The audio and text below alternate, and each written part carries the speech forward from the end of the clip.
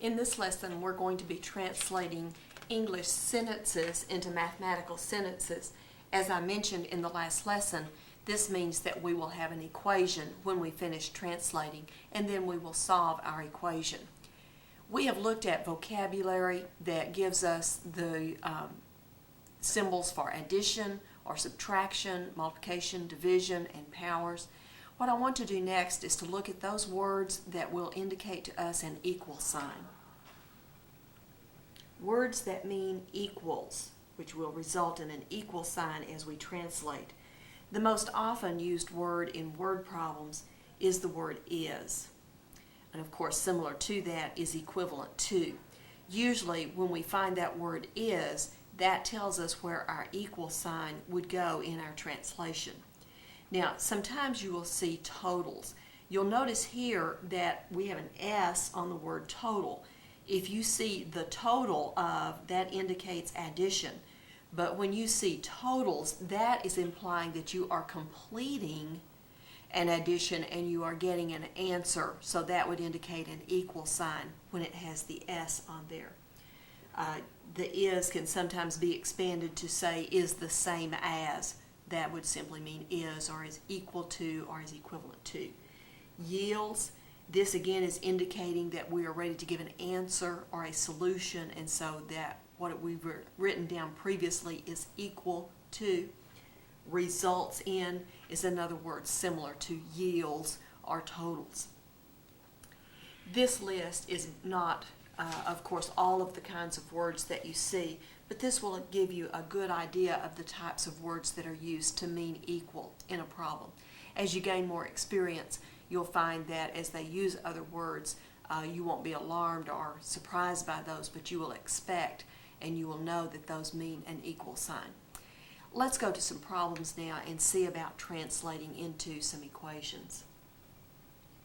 Our instructions are to translate into an equation and solve.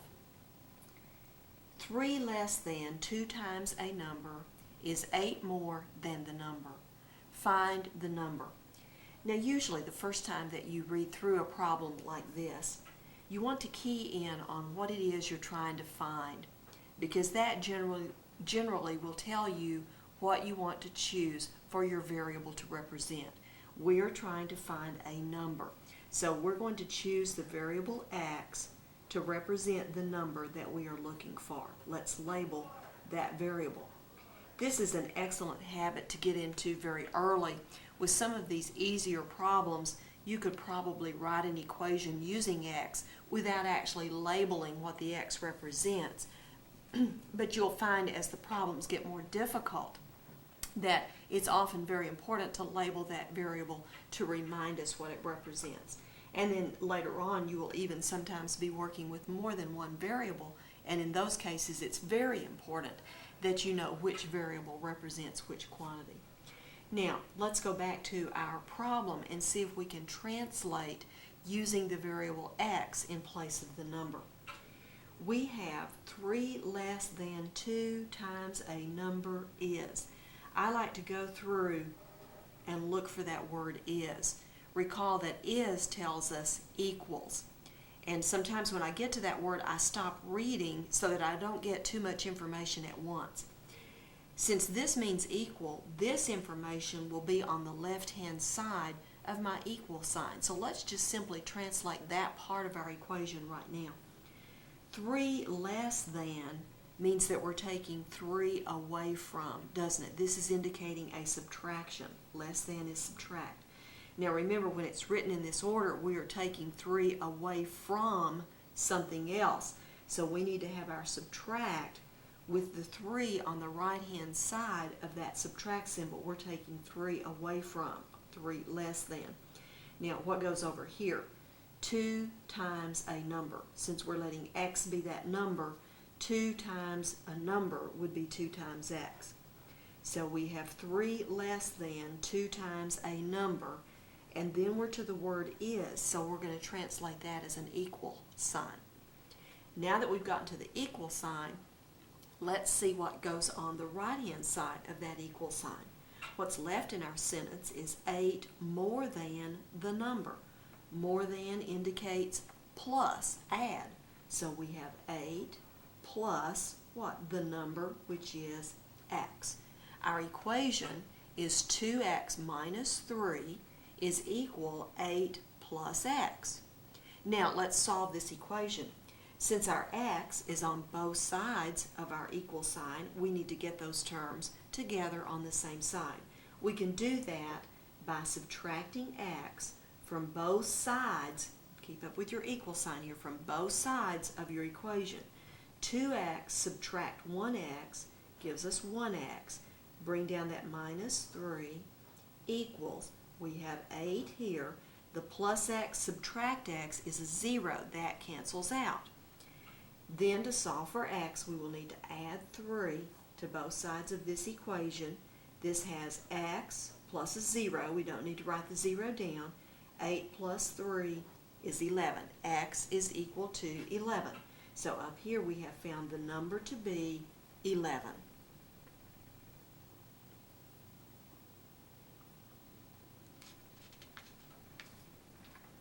Our second example. 7 more than 1/2 of a number is the total of the number and 12. Again, we are to find the number. Okay, let's choose our variable x then to represent the number. And let's go back to this sentence. We're looking, remember, for the word is or something similar to that. 7 more than 1/2 of a number is. There's our equal sign. Let's translate to the left-hand side of that word. 7 more than means that we're adding. So we have 7 plus 1/2 of a number. Recall we learned that the word of is used very often with fractions to mean times. 1/2 times a number. Since x represents our number, I have 1/2 times x, which is just written 1/2 in front of x with no symbol. That means to multiply. We are to our is or equals. What does this equal? It equals the total. That means what? We're adding the number and 12. We are adding the number, which is x, and 12. 7 plus 1/2 x is equal to x plus 12. Now again, we have x's on both sides of our equation. Since 1x is bigger than 1/2 x, let's subtract 1/2 x from both sides of this equation. On the left-hand side, we will have 7. The plus 1/2 x minus 1/2 x is 0. That will cancel out. 1x subtract 1/2 x will give us 1/2 x plus 12. Subtracting 12 from both sides of our equation. 7 subtract 12 is going to be a negative number. Negative 5 is equal 1/2 times x. The plus 12 minus 12 adds to 0. Now, if we have a fraction times x, how do we solve for x? If you recall, we will multiply both sides of this equation by the reciprocal of that fraction. That's 2 over 1. Of course, we don't need the 1 over here. 2 times negative 5 is negative 10. And 2 over 1 times 1 over 2 gives us 1 times x, or just x. The number is negative 10.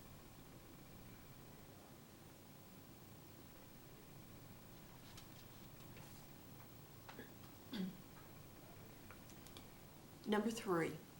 16 less than 3 times a number equals 5 times the number. Find the number. Again, we're going to choose x to represent the number. Now, let's translate. 16 less than 3 times a number equals. There's our equal sign, isn't it? So, to the left, 16 less than means what? We're taking 16 away from. So we're going to have something subtract 16. Now what is it over here that we're subtracting 16 from? 3 times a number. Since x is our number, 3 times our number would be 3 times x, or 3x. That equals, what does it equal? 5 times the number. Since x is the number, 5 times x would be 5x. Let's solve the equation. We can subtract 3x from both sides of this equation. This cancels out, leaving us negative 16 is equal 2 times x. 5x subtract 3x is 2x. Since we have 2 times x, we will divide both sides of our equation by 2. That gives us a 1x on the right is equal to negative 8. Our number is negative 8.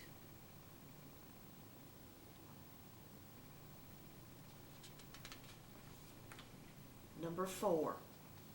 1 more than 4 times a number is 6 less than 7 times the number. Again, find the number.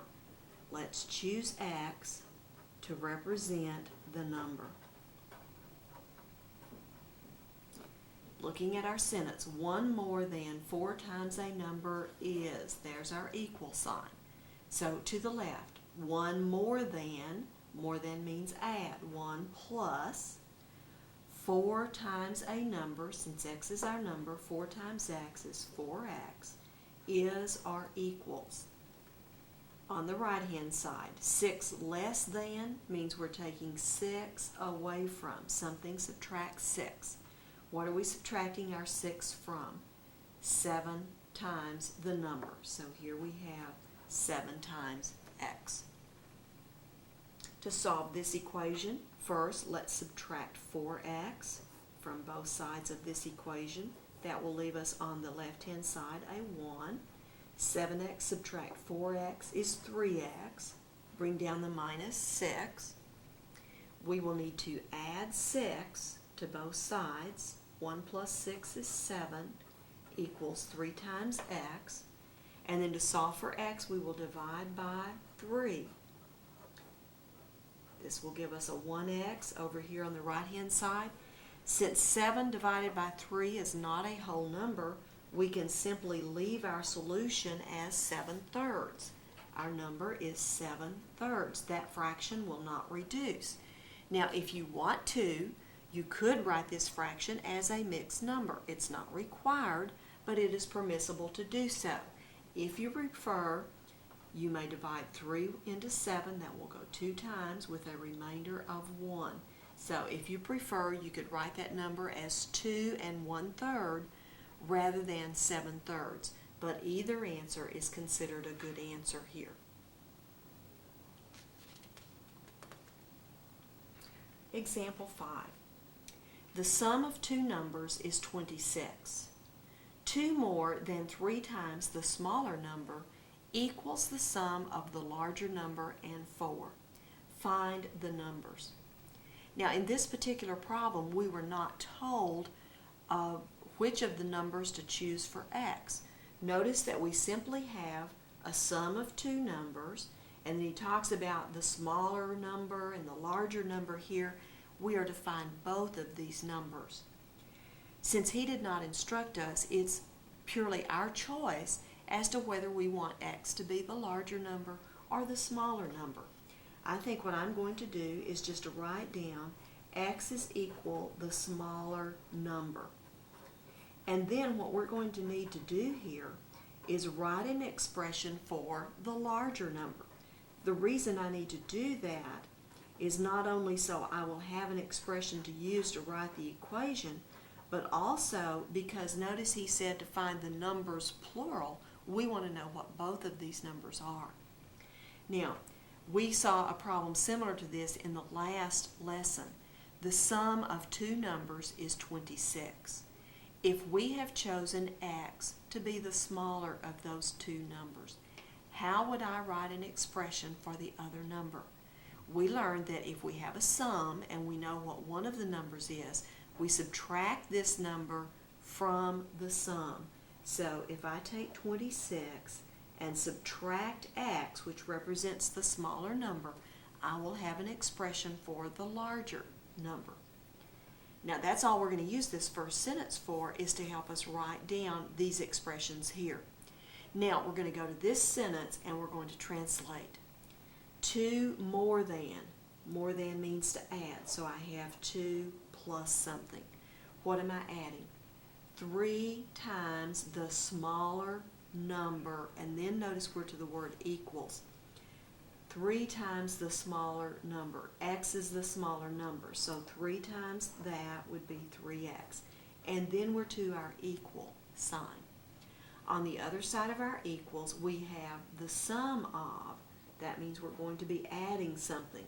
The sum of the larger number and 4. So we're going to add the larger number to 4. The larger number is 26 minus x. We are adding that to 4. The sum of two numbers is 26. 2 more than 3 times the smaller equals the larger plus 4. Now let's solve this equation. We need to remove these parentheses first. Since we ended up with nothing in front of the parentheses, we can simply drop those off. And then notice on this right hand side we have like terms that can be added together. So we're going to write 2 plus 3x is equal 30 minus x.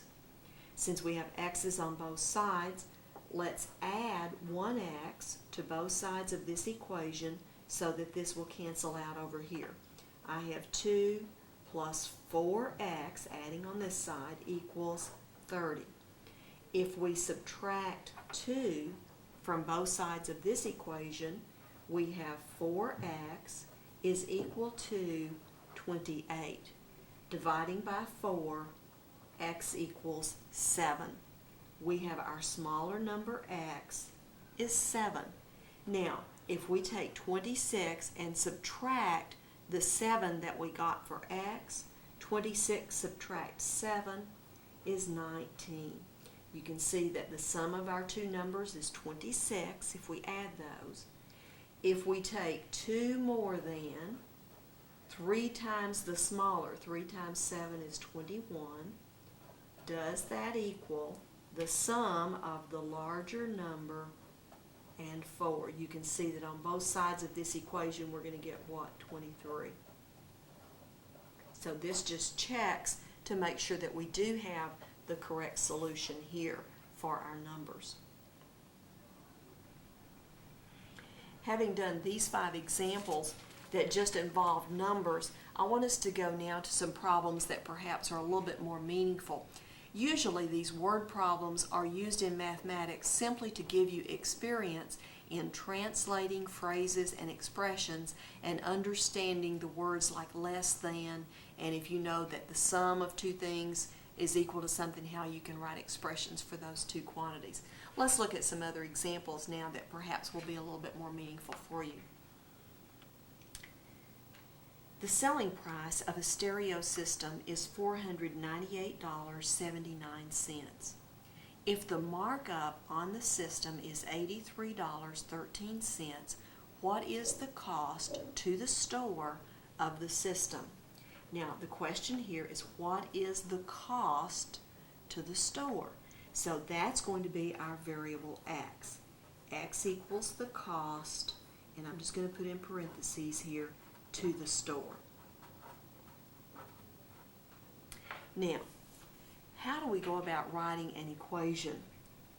The selling price is given to us here, and he also gives us the markup on the system. How do stores operate? Well, what they do is they take their cost, they add what is called a markup, which is going to be their profit, and that is equal to the selling price. So this is the idea that we're going to use to write this equation. For cost, we don't know that. We have chosen the variable x. Plus, the markup, if you notice up here, the markup is $83.13. That is equal to the selling price, which he gave us up here, is $498.79. Now, in this particular example, you notice that we didn't necessarily do a direct translation of a sentence, but we had to use kind of common sense or common knowledge to be able to think about how an equation would be constructed. Now that we have our equation, let's solve it. Since we have x plus this number here, to solve for x, we need to subtract this $83.13 from both sides of our equation.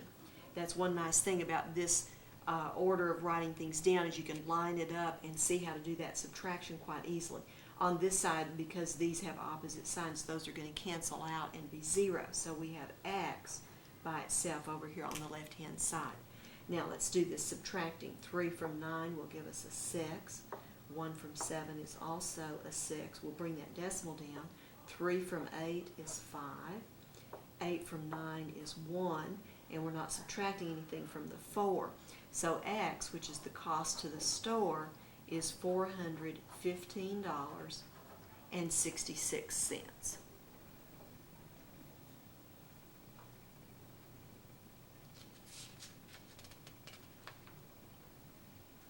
A house and a lot are appraised at $112,200. If the house is worth 5 times the value of the lot, how much is the lot worth? In this particular problem, did you notice that you have two quantities that you're looking for in a sense? You have the house and the lot. I'm going to show you again, and when we go back to this problem, how he described the value of the house and the lot. If you recall, in the last lesson, we talked about writing down an expression in terms of another one, and we chose a variable to represent one of those expressions and then use that variable to represent the value of the other one. We're going to do that here. Let's go back to the problem and let me show you what I'm talking about. Notice in this sentence, the house is worth 5 times the value of the lot. He has expressed the value of the house using the value of the lot. In other words, he has expressed the value of the house in terms of the value of the lot. Our question is, how much is the lot worth?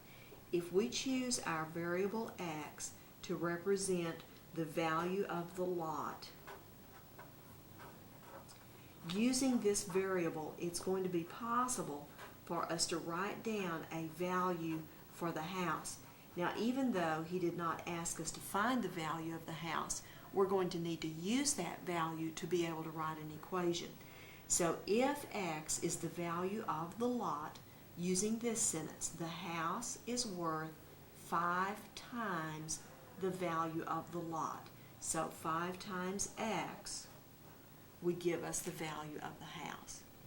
Now, if the house and lot are appraised at $112,200, this means the combined or total value of both of these is $112,200.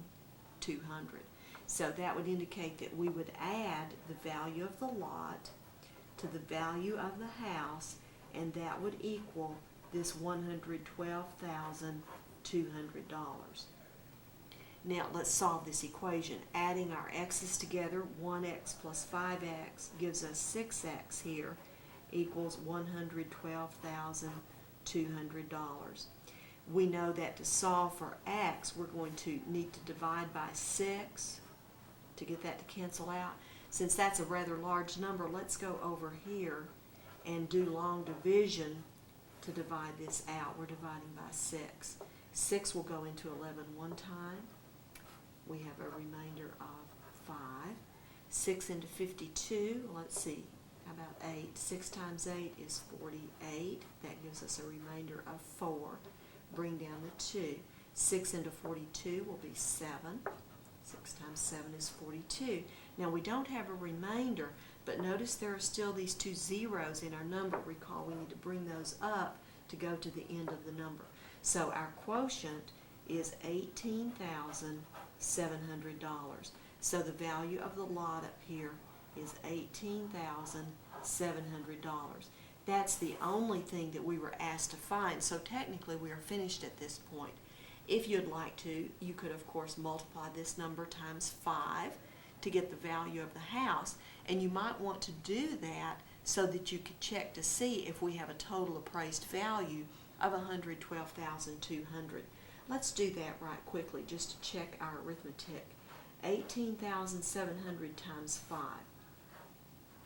We have 35 here carrying 3. 5 times 8 is 40, plus 3 is 43, and 5 plus 4 is 9.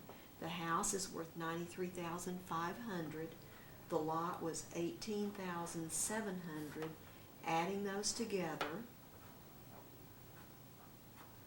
I'm getting a total of $112,200, which does check. It's usually very important to do a quick check when you do these word problems, just to make sure that not only is your arithmetic correct, but to make sure you did write down the correct equation as well. Let's look at another example. The restaurant manager tells the chairperson of the banquet committee that she will charge $200 for the use of the room plus $8.75 per person for the dinner. If the total cost of the banquet is $900, how many persons will be attending? Now, this first time we were just kind of looking for what do we want to find out here. How many persons will be attending? That should be our variable. So let's choose X to be the number of persons. Okay, now let's see if we can write an equation. The restaurant manager is going to charge $200 plus. So they're going to charge $200 plus something else. What are they going to add? $8.75 per person. That means $8.75 times the number of people attending. Since X is the number of persons, we would have $8.75 times X. I'll go ahead and put dollar signs on those. Now, this would represent the total cost, and he tells us the total cost is or equals $900. So we have our equation. To solve for X, we need to subtract 200 from both sides of this equation. That gives us 8.75x. Now, I'm not going to keep bringing that dollar sign down. We're just going to understand that it's there. 900 minus 200 is 700. To solve for x, we need to divide both sides by 8.75 to get 1x. Again, let's do that division over here. We're dividing 8.75 into 700. Recall, when you're dividing by a decimal, it's necessary to move this decimal in the divisor all the way to the end. That's 2 places. So under here we will need to add a decimal and 2 zeros and move that decimal also 2 places. Now let's see if we can do this division. 875 is not going to divide into 700. We're going to have to take that into 7,000. Let's see if we can come up with a solution here. This problem is one that we might really rather pick up a calculator to see if we could solve it. Let's see, a good way to think about this is let's try 8 into 70. I'm going to suggest that maybe we try 8 here and see if that will work. If not, we'll go back and try something else. 8 times 5 is 40. We're carrying 4. 8 times 7 is 56. Plus 4 would be 60. Now we're carrying a 6. 8 times 8 is 64. Plus 6 is 70. Well, we got real lucky. That worked exactly perfect with no remainder. But remember, we still have this 0 that needs to be brought up here in our solution. So x is equal to 80. We have 80 persons attending this banquet. To do our check, we just need to multiply 80 times 8.75. You can do that check and then add 200. We should come up with $900 when we do that check.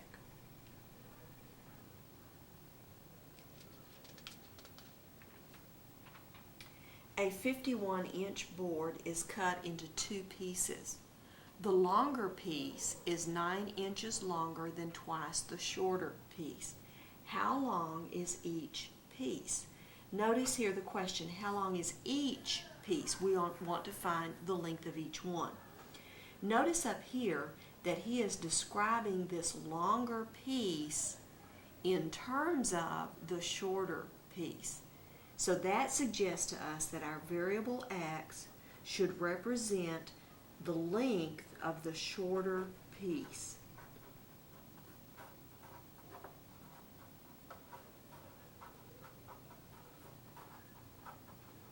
Now we want to see if we can get an expression that will represent the length of the longer piece.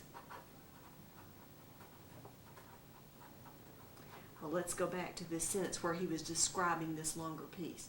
The longer piece is 9 inches longer. That's kind of like more than, so plus twice the shorter. So if x is the shorter, we're going to have 9 plus twice, 2 times the shorter x. 9 plus 2x would represent the length of the longer piece. Now, look at this first sentence. A 51-inch board is cut into two pieces. If you have a board that's 51 inches long and you cut it into two pieces, one of these pieces is x and the other is 9 plus 2x. Wouldn't it be true that if we add the two pieces, we have to get 51 inches? That's the logic we're going to use to write our equation. So x plus the longer piece 9 plus 2x has to be a total of 51 inches. Let's solve our equation. X plus 2x gives us a 3x plus 9 equals 51. We will subtract 9 from both sides of this equation. That gives us a 3x over here is equal to 42. And then dividing both sides by 3, x will equal 14. So I have up here the shorter piece is 14 inches. Now this longer piece, if x is 14, 2 times 14 would be 28 plus 9. That would give us 37 inches, wouldn't it? You can see here if you add those, you do get a total of 51 inches for that board. So the shorter piece is 14 inches and the longer piece is 37 inches. I hope that these examples have helped you see how to translate from English words into mathematical expressions, and then once you have that translation, you can solve your equation. If you have finished this lesson, I would appreciate it if you would simply rewind this tape before you turn it back into the math lab so that it would be ready for the next student. Thank you.